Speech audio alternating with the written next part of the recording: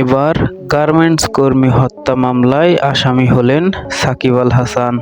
বৈষম্য বিরোধী ছাত্র আন্দোলনে গার্মেন্টস কর্মী রুবেলকে হত্যার নির্দেশদাতা হিসেবে ক্রিকেটার সাকিব আল হাসানের বিরুদ্ধে হত্যা মামলার দায়ের হয়েছে।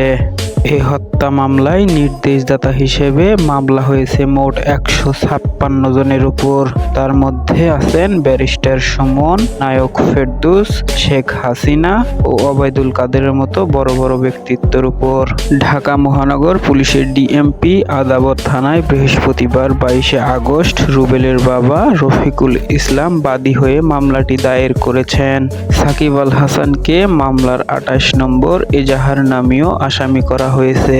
আসামির ঠিকানা লেখা রয়েছে মোহাম্মদ সাকিব আল হাসান, সাবেক সংসদ সদস্য, পিতা মাসরুর রেজা, সাংসাহাপাড়া, নতুন বাজার, ডাকঘর, মাগুরা। মামলার এজাহারে বাদী অভিযোগ করেন, গত 5 আগস্ট রুবেল আদাবরের রিং রোডে প্রতিবাদী মিছিলে অংশ নেন। এ সময় আসামিদের প্রত্যক্ষ ও পরোক্ষ নির্দেশ ও প্রত্যক্ষ মধ্যে কেউ মিছিলে গুলি ছোড়ে। বুকে ও পেটে গুলিবিদ্ধ অবস্থায় রুবেলকে হাসপাতালে নিলে চিকিৎসারত অবস্থায় 7 আগস্ট মারা যান।